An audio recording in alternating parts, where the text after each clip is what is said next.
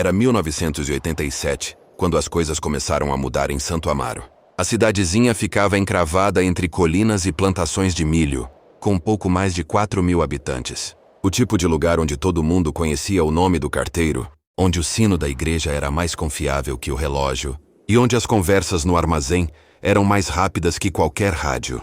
Mas naquele inverno, uma névoa começou a aparecer. Não era incomum haver neblina no vale, mas essa era diferente. Densa, parada, quase viva. No início ninguém deu importância, só que depois vieram os sons. Helena trabalhava na farmácia da Praça Central. Tinha 34 anos. Morava sozinha desde que o marido falecera num acidente de carro 3 anos antes. Às vezes, ao fechar a loja, ela ouvia vozes na névoa. Não palavras claras, mas murmúrios, como se alguém a chamasse por um nome que ela não reconhecia. Certa noite ela contou ao padre Miguel, o pároco da cidade. "O senhor já notou essa névoa?" Perguntou, servindo-lhe um café. "Já", ele respondeu com um olhar cansado. "Parece espessa demais pro clima daqui. Eu ouço coisas nela, como se alguém me chamasse. Talvez solidão, minha filha." Ele tentou sorrir. "A mente nos engana quando o silêncio é grande demais." Helena sorriu de volta, mas a resposta não a confortou, porque ela tinha certeza de que não estava sozinha quando ouvia aquilo. Em uma quinta-feira, um garoto chamado André sumiu. Tinha 9 anos e morava perto da escola. Disseram que ele foi visto pela última vez na Rua do Moinho, indo em direção à estrada coberta de névoa. A cidade mobilizou-se. Os vizinhos vasculharam os campos. Encontraram apenas o casaco do menino, úmido e dobrado sobre uma pedra, como se alguém o tivesse deixado lá de propósito. Depois disso, o comportamento das pessoas mudou. Ninguém mais ficava na rua depois das 7. Os cães latiam sem parar quando a névoa descia, e o rádio da delegacia pegava estática à noite, mesmo desligado. Helena começou a ter pesadelos. Via o rosto do garoto emergindo da neblina, os olhos brancos e a boca se movendo em silêncio. Quando acordava, jurava sentir o cheiro de terra molhada dentro de casa. Certa tarde, ao arrumar a farmácia, Helena encontrou um caderno esquecido num balcão. A capa estava rasgada, mas dentro havia anotações em letra apressada.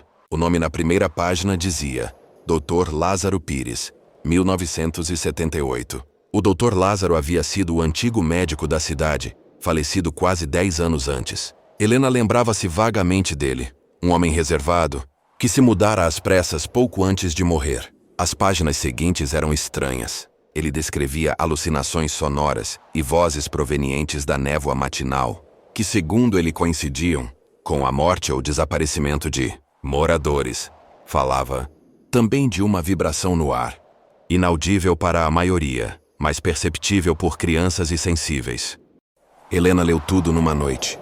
Quando terminou, percebeu que do lado de fora, a névoa já cobria toda a rua, e do meio dela ouviu alguém bater a porta, 3 vezes, devagar. Quando abriu não havia ninguém, mas o chão estava úmido, e sobre o capacho havia marcas pequenas, pegadas infantis descalças, indo em direção à névoa. Na missa do domingo seguinte, o padre Miguel parecia abalado. Disse poucas palavras e terminou a homilia abruptamente. No fim, chamou Helena discretamente até a sacristia. "Você deve parar de ler aquele caderno", ele disse sem que ela tivesse mencionado o assunto. "Como o senhor sabe, o Dr. Lázaro era meu confessor." A voz dele tremia. Ele dizia que algo antigo vivia na terra onde a cidade foi construída, algo que se alimentava de lembranças e arrependimentos. "O senhor acredita nisso?" Eu não acreditava, até agora. Ele contou que na noite anterior, ouvira o sino da igreja tocar sozinho. Quando foi ver, encontrou as cordas movimentando-se, mas não havia vento. E no altar um pequeno casaco infantil estava dobrado, úmido, com lama seca nas bordas. O mesmo casaco que tinham encontrado de André. Com medo, Helena começou a investigar o que havia existido antes da cidade. Visitou a biblioteca municipal, um prédio pequeno, quase sempre vazio. Vasculhou os arquivos antigos e descobriu algo curioso. Santo Amaro fora erguida sobre os escombros de uma vila chamada Engenho Velho, que havia sido destruída por um incêndio em 1904. O relatório da época mencionava fumaça que se movia contra o vento e vozes entre os destroços. Não havia sobreviventes identificados, apenas ossos encontrados em posição de oração. No rodapé de um dos documentos havia uma frase manuscrita. A fumaça nunca se dissipou. Quando deixou a biblioteca, Helena notou que a névoa estava mais espessa que o normal, mesmo sendo meio-dia. O sol parecia uma lâmpada mortiça atrás de um vidro sujo, e ela teve a impressão, só por um instante, de ver uma criança parada no meio da praça, imóvel, encarando-a. Mas quando piscou não havia mais ninguém. Nos dias seguintes, o som tornou-se mais claro. Às vezes vinha do rádio, outras do encanamento. Vozes chamando nomes, fragmentos de frases. Volte. Está frio aqui. Você se lembra? Helena começou a anotar tudo. A caligrafia de suas anotações se tornava cada vez mais instável, até que ela mesma já duvidava se estava acordada ou sonhando. Certa noite, encontrou o padre Miguel novamente. Ele estava na igreja sentado no escuro. Eu ouvi, Helena, disse ele com os olhos fundos. Ouvi meu próprio nome. O que quer dizer? A névoa fala conosco usando as vozes dos que perdemos. Ela sabe o que mais nos dói. Helena se afastou. Quis correr, mas o chão da igreja parecia respirar sob seus pés como se pulsasse. Do lado de fora, a neblina formava redemoinhos lentos.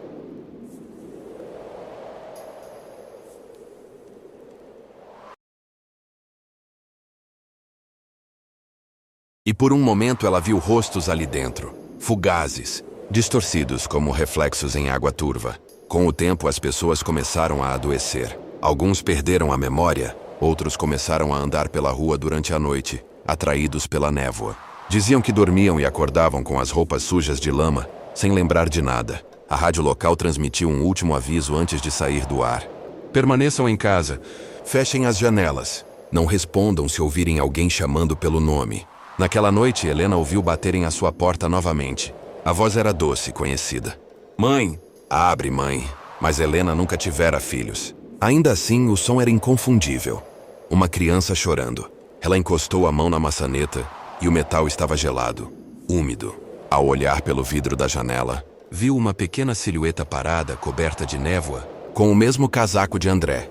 Mas os olhos brilhavam com uma luz pálida, doente. Helena recuou. A luz piscou e sumiu. Quando abriu a porta, contra toda razão, a rua estava vazia. E lá, no chão, havia um novo caderno. A capa trazia seu próprio nome. As páginas estavam em branco, exceto pelas primeiras linhas. Ela começou a escrever. Escreveu tudo o que sabia, tudo o que ouvira. À medida que escrevia, o som das vozes diminuía como se afastassem. Ela passou horas, talvez dias, preenchendo o caderno. Quando terminou, olhou pela janela e viu que a névoa se dissipara. No dia seguinte, os moradores acordaram e notaram que o tempo finalmente clareara. O sol batia nas janelas, o ar estava leve. Mas ninguém sabia onde estava Helena. 3 meses depois, um novo farmacêutico assumiu o lugar.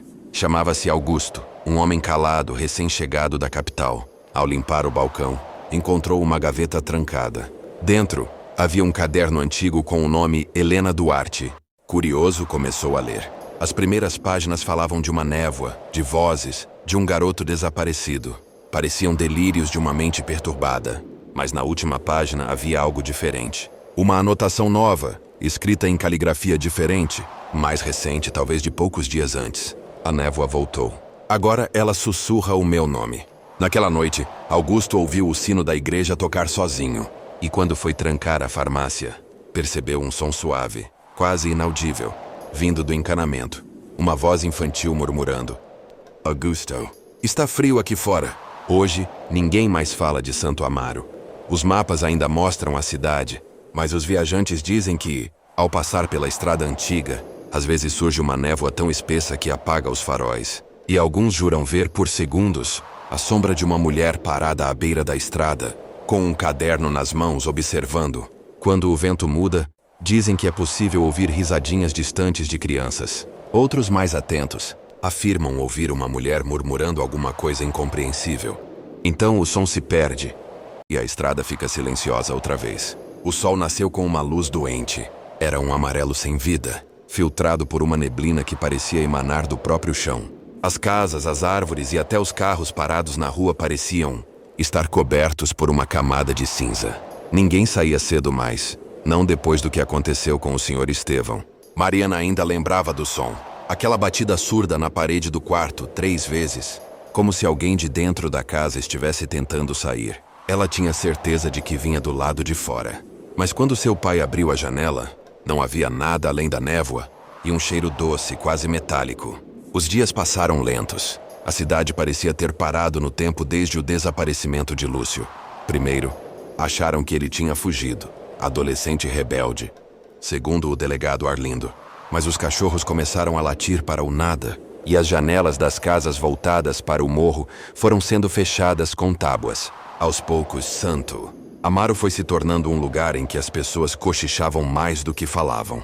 Mariana trabalhava na biblioteca municipal, um prédio antigo com cheiro de mofo e poeira. O rádio, um Philips de 1987, ficava sempre ligado numa estação local, mas nas últimas semanas o chiado havia se tornado constante. Às vezes, no meio do ruído, ela jurava ouvir vozes. Naquela manhã, enquanto catalogava alguns livros velhos sobre lendas regionais, encontrou um título que nunca tinha visto antes. A Névoa e o Esquecido, capa de couro preto, sem autor, sem editora, com páginas amareladas. Ela folheou intrigada. As letras eram datilografadas e falavam sobre uma cidade que desapareceu do mapa em 1911, após semanas de neblina intensa. No último registro, dizia-se que a névoa levava apenas aqueles que lembravam. Mariana riu nervosamente. Superstição barata, pensou. Mas quando olhou para o fim da prateleira, viu algo que a fez congelar. O livro que segurava não estava lá antes. E pior, o exemplar na prateleira estava aberto exatamente na mesma página que ela lia. Ela fechou o livro com força e o levou para casa, escondido sob o casaco. E, naquela noite, a névoa voltou mais densa do que nunca. O som dos grilos e sapos desapareceu. Tudo ficou silencioso, como se o mundo tivesse sido engolido por um algodão úmido e frio. Mariana tentou dormir, mas o relógio marcava 3h14. Quando ela ouviu novamente, 3 batidas na parede. Lentamente. Ritmadas. Toc, toc, toc. Ela se levantou tremendo. Aproximou-se da janela. Do outro lado, a névoa pulsava, quase viva. E então, entre o branco, ela viu algo. Uma sombra. Alguém em pé, parado na calçada. Lúcio. Ela sussurrou. O tempo passou. Mas a internet tem uma forma curiosa de desenterrar fantasmas. Vídeos, arquivos, fotos. Tudo o que é esquecido em caixas de sapato agora dorme nas nuvens digitais, esperando ser lembrado por alguém curioso demais. E é assim que a história recomeça. Desde então, centenas de usuários afirmam ver névoa surgindo dentro de casa ao assistir ao vídeo. Outros relatam ouvir 3 batidas na parede. Toque, toque, toque. O mais estranho, o arquivo não pode ser deletado. Toda vez que é removido, aparece novamente com outro título, em outro canal, em outra conta. Hoje, 20 de outubro de 2025, fóruns e redes sociais estão cheios de novas postagens sobre Santo Amaro. As pessoas acham que é apenas uma creepypasta moderna, um mito digital. Mas você que está lendo isso agora, precisa entender uma coisa. Cada palavra que leu, cada imagem que imaginou, cada nome que reconheceu, foi um lembrete. Você trouxe a lembrança de volta, e ela sente isso. Talvez já esteja aí, esfregando o vidro da sua janela, tentando ver se você ainda se lembra. A névoa nunca desaparece. Ela apenas espera que alguém a chame pelo nome. E agora, você se lembra de Santo Amaro. A figura virou o rosto lentamente. Os olhos eram apenas 2 buracos escuros. E o som que veio de lá não parecia humano. Você leu. O corpo de Mariana travou. Ela caiu de joelhos, o coração martelando. Quando olhou novamente, a névoa havia engolido tudo. No dia seguinte, o delegado Arlindo foi até sua casa após ela não aparecer no trabalho. A porta estava destrancada, o rádio ligado, chiando sem frequência. E sobre a mesa, aberto, o mesmo livro. A última frase escrita era nova. E estava escrita com sangue. A névoa precisa de alguém que se lembre. E dias se tornaram semanas. Os moradores começaram a esquecer. Literalmente. Casas sumiam. Nomes se apagavam dos registros. O delegado Arlindo, antes firme, começou a escrever relatórios sobre pessoas que nunca existiram. Até o nome Santo Amaro começou a desaparecer das cartas e dos mapas. Era como se a cidade estivesse sendo apagada lentamente. Não destruída, mas esquecida. Numa noite, Arlindo ouviu o rádio estalar e uma voz feminina sussurrar. Você ainda se lembra de mim? O delegado olhou em volta. Na parede, havia uma marca de 3 batidas. E, um mês depois, uma equipe da Polícia Estadual chegou à região, chamada por um grupo de caçadores, que disseram não encontrar mais a cidade no caminho habitual. No lugar onde o mapa indicava Santo Amaro, havia apenas mata coberta de névoa. Nenhuma casa, nenhuma estrada, nada. Somente entre as árvores um livro aberto. Capa de couro preto. Título apagado pelo tempo. Uma das páginas dizia: toda cidade esquecida precisa de alguém que a lembre. E na página seguinte uma foto antiga, de uma mulher de cabelos curtos, em frente à biblioteca sorrindo. No canto, a inscrição desbotada. Mariana, 1991. Outubro de 2002. A cidade de Brumelina, a uns 60 quilômetros da antiga rota de Santo Amaro, vivia um período estranho. O frio veio cedo demais, e uma garoa fina cobria as manhãs como um véu úmido.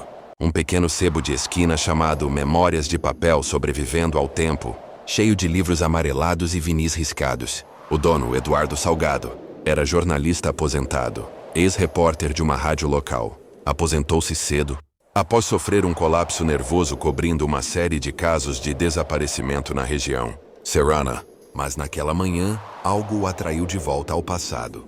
Uma senhora magra de sobretudo cinza e luvas de renda entrou no sebo com um pacote envolto em tecido antigo. Achei isso no sótão da casa dos meus pais, disse ela com um sorriso incerto. Não consegui dormir desde então. Talvez o senhor saiba o que fazer com ele. Eduardo desembrulhou o pacote com cuidado. Era um livro preto de capa rachada, sem autor, sem editora. Título quase ilegível: A Névoa e o Esquecido. Ele riu sem humor. Isso é alguma pegadinha? Não, respondeu a mulher, parecendo genuinamente confusa. Só não gosto de tê-lo em casa. Quando ela foi embora, o sino da porta balançou e o som ecoou no ar pesado. Eduardo passou a mão sobre a capa. O toque foi frio. E por um instante ele jurou sentir o couro pulsar levemente, como se tivesse batimentos. E o telefone do sebo tocou. Era um número sem identificação. Do outro lado, uma voz feminina, fraca, quase sussurrada. Você lembra de Santo Amaro? Eduardo ficou em silêncio. Não havia dito esse nome em anos. A linha ficou muda. Apenas o som distante do vento. E algo que parecia respiração. Ele olhou pela vitrine. A rua estava coberta por uma neblina branca que não estava ali minutos antes. E, naquela noite, ele levou o livro para casa. A esposa, Marta, reclamou. Outro lixo velho? Vai encher a casa com mais quinquilharias? É só por hoje, respondeu ele, distraído, folheando as páginas. O conteúdo era perturbador. Relatos de desaparecimentos, frases desconexas e, entre elas, uma descrição detalhada de uma cidade cercada por colinas e rios, com uma biblioteca municipal em ruínas. Ele reconheceu os nomes: Arlindo, Estevão, Lúcio, e um nome feminino sublinhado várias vezes: Mariana. Mas o que o fez congelar foi a última página. Um parágrafo novo datilografado em tinta fresca. Alguém precisa lembrar. Caso contrário, ela volta por conta própria. E, naquela madrugada, o rádio da cozinha ligou sozinho. Estava sintonizado em uma estação que não existia mais. Entre o chiado, uma música antiga tocava. Lorando. Versão em espanhol de Crying de Roy Orbison. A mesma trilha de um sonho que Eduardo tinha desde jovem. Ele foi até o aparelho. O som oscilava. E entre os versos, ouviu a voz de uma mulher. Não me deixem apagar. A luz piscou. A energia caiu. Do lado de fora, a névoa cobria tudo.